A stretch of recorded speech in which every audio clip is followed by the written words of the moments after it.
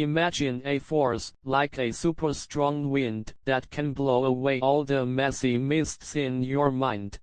This force is what we're going to delve into today, Bodhisattva. The material we're looking at today is a deeply insightful dialogue record about cultivation and responsibility. It uses many interesting metaphors to explain what Bodhisattva truly is. Our goal is to help everyone understand that Bodhisattva is not just an abstract concept.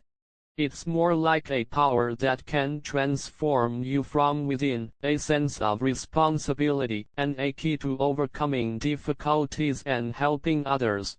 So, let's get right into it. The first crucial point I think is that Bodhisattva is the key to clearing your inner obstacles. The dialogue compares it to a fierce wind, stating, Bodhisattva is like a fierce wind, capable of sweeping away all mists of obstacles. Where does this wind come from? This metaphor is truly powerful. The dialogue says this fierce wind refers to the wind of the Buddha's wisdom. But for us ordinary people, this isn't a gift from heaven. It requires learning and practice. Many of our obstacles actually come from misperceptions, what's called view delusions, and fundamental ignorance. When you start learning and practicing to see things clearly, those mistaken ideas naturally blow away like wind. So the key is a shift in your own perspective, not relying on external forces. This also connects to perverted views, the idea that what we often consider good, like indulging in food, drink, and entertainment, is it truly good in the long run? This is precisely the meaning. This leads to a crucial question: what kind of person do you want to be? It's a choice. Do you want to be a bodhisattva, willing to give up your own comfort to help everyone? Or do you just want to please yourself, even building your happiness on the suffering of others? The text is quite direct. The latter is described as demons and monsters. This is very strong language. So, once you decide, I'm going to walk the path of a bodhisattva, and embrace this identity, the next step is taking on responsibility. And that resolve needs to be very firm. The text even says that even if it means suffering until death, they would do it again after dying. Such unwavering resolve.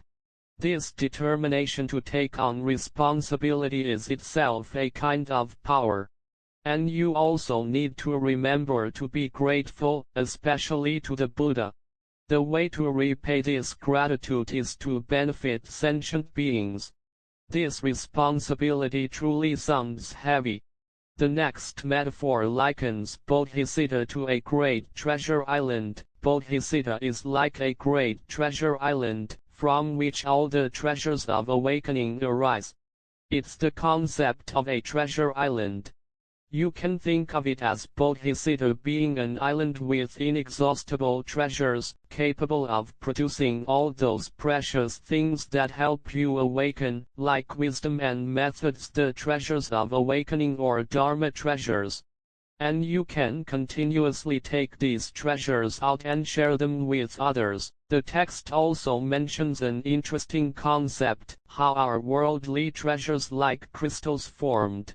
They manifest according to karma, meaning they naturally appear based on people's collective karma and preferences. That's quite interesting. From the inner treasure, let's look at the next one: good lineage. Bodhisattva is like a good lineage, from which all pure white dharmas arise. What does this emphasize? It speaks of several layers. First, you yourself must have a good foundation, good potential, that is, good karmic seeds. Second, external conditions are also quite important, such as a good family and a good environment. It's likened to a gardener pruning trees, keeping the good parts. Does someone need to help with the pruning? And here it specifically says that when others give you advice and correct your shortcomings, you should joyfully accept it. This isn't easy. Don't cling to your bad habits. This also reminds us to look at our roots and environment, and not always blame external factors. We need to consider both internal and external aspects. And you have to be willing to be adjusted yourself. What about a dwelling next?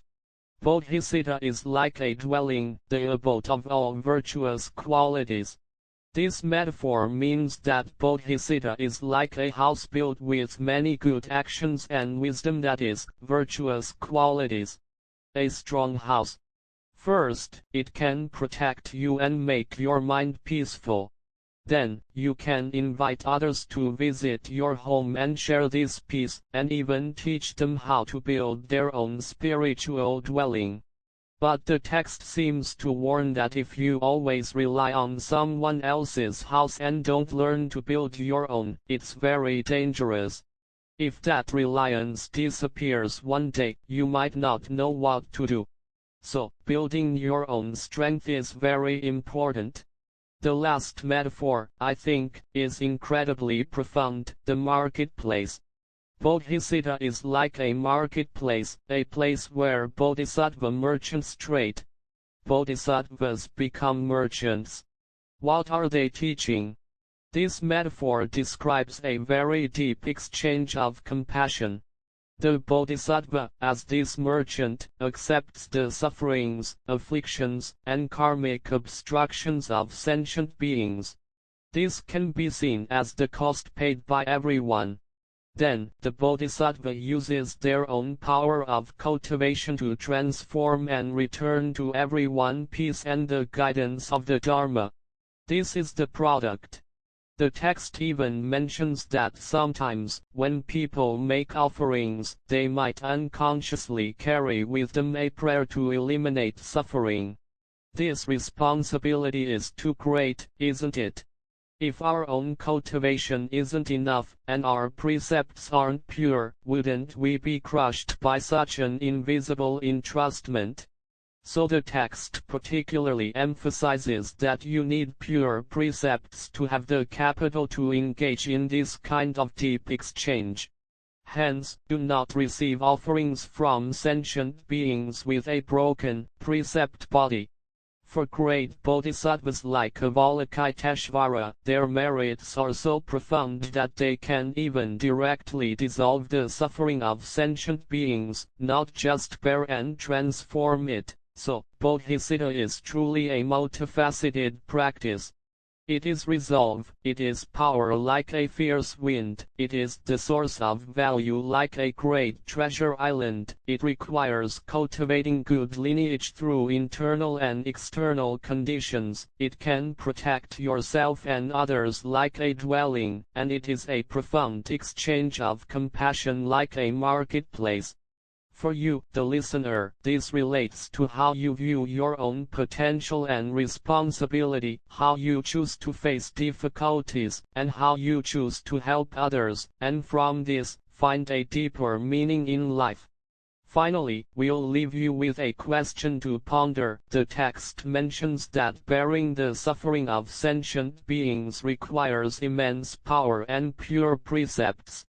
In our daily lives, even if we can't be as powerful as a bodhisattva, how can we begin? Is it possible to cultivate a little bit of this capacity for compassionate exchange? Perhaps you could try to practice it in very small ways.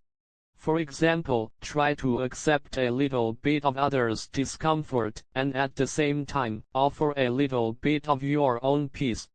This is something everyone can think about.